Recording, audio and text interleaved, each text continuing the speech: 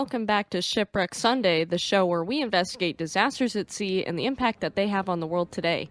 My name is Elinor. Today we are reviewing probably one of the worst movies I have ever seen. So I apologize in advance if this just so happens to be one of your favorite movies, but I'm not going to be shedding a very good light on it. That film just so happens to be Titanic II, which was written, directed by, and starring Shane Van Dyke, and it was released in 2010. It was straight to home video, so if you haven't seen this movie, I don't blame you, and honestly, I wouldn't waste your time in watching it. I will give you a brief run-through of what this movie was, and you'll see why. So this movie, when you read the synopsis, has kind of an interesting premise. It's about a ship called Titanic II, which is supposed to be an identical replica of the original Titanic and was going to take the same voyage on the 100th anniversary of Titanic's sinking. That is all well and good. But this movie is riddled with plot problems. The characters make dumb decisions even though they reference in the same sentences the bad decisions made 100 years ago by the actual crew of Titanic, and then they make the exact same decisions. So it just doesn't seem very smart to me. And then you also have the just horrific CGI. It looks horrible. I'm sorry, it looks like a PS1 video game. And not only that, but there are lots of shots here where I don't mind green screen work, but when you're making a movie and I can see that your face is glowing green and we're supposed to be in Greenland on a glacier, it just doesn't feel right. I didn't have a connection to any of these characters. None of them were memorable.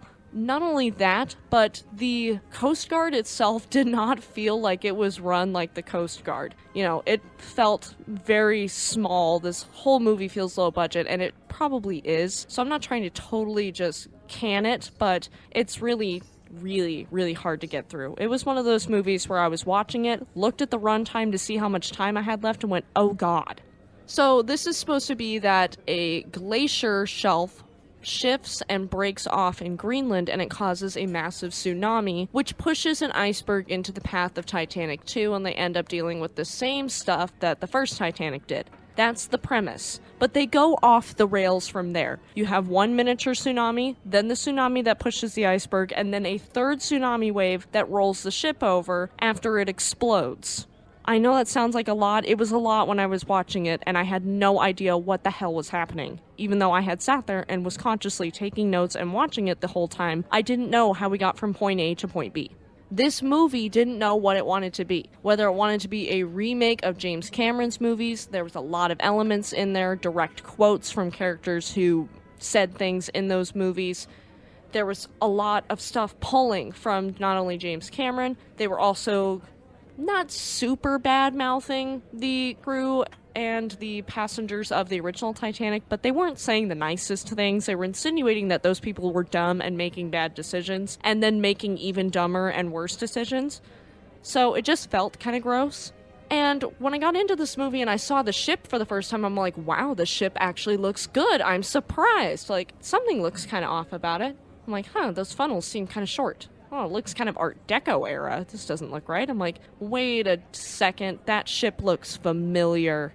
Like, I recognize those rivets anywhere. That looks like Queen Mary. And you see a shot of somebody posing in front of the ship in front of a billboard, and they didn't even bother to Photoshop something behind it, so you couldn't see the word Queen behind the passengers that were about to get on quote-unquote Titanic II. So Queen Mary was their stand-in ship, so she looked great. But even the captain was going up to the bridge, and they showed the bridge. But the bridge still had the area where there's chains, so you can't walk up to the wheelhouse and actually touch the wheel. And the captain was standing behind that. It was like they got the rights to shoot on Queen Mary, but not to actually, look like they were captaining a vessel or anything. So it looked pretty cheesy, honestly. Then you get into where the story starts kicking in. You're trying to get attached to these characters that are just not likable, not relatable. You only get enough backstory to realize how they all relate to each other, but they don't build upon the actual plot of the story or the characters enough to actually give a rat's ass about who these people are and why they're there. So for me, I just honestly didn't care. Not only that, the main character that is played by Shane Van Dyke, and I'm not trying to totally trash this movie that I know he spent a lot of time on and put a lot of effort into, but his main character was just so stereotypically a rich dude that had 4 beautiful women on his arm, and he was being fawned over by multiple other women, including his ex-girlfriend, who was the other main character in the story. And so it just didn't seem very believable. It felt tired. And the characters in this movie actually kind of slip into almost the same characters that we see in the first Titanic movie. So Ismay in that movie is very pushy, and that's how our main character Hayden appears. The captain in this movie is kind of a pushover, like Captain Smith was portrayed in Titanic 1997. And then you have your second officer that acts a lot like Murdoch. So it's just like, it's really hard to actually care about these characters when they're just repeats of characters we've already seen and were executed better. And the fact that they're just making really dumb decisions too. It's just, it's tired. It's old. It's not good. I was going to try to be positive, as I've tried to be with all of my reviews, even ones where I'm not a super fan, and try to say something, that I liked about this movie, but I'm just gonna be flat with you, and I didn't like anything in this movie. This movie felt like a ginormous waste of time. I found myself sitting on my couch cringing and yelling, "It's so bad," at my TV, even though I was by myself. So it's just one of those movies that is like, unless you have an hour and a half of time you want to kill and you want to die laughing at something that is just so bad, then I just wouldn't watch it. It's got a 1.6 out of 10 for a rating on IMDb, and honestly, that's generous because I wouldn't even give this thing half a point. Like, I'd give it a negative point for wasting my day.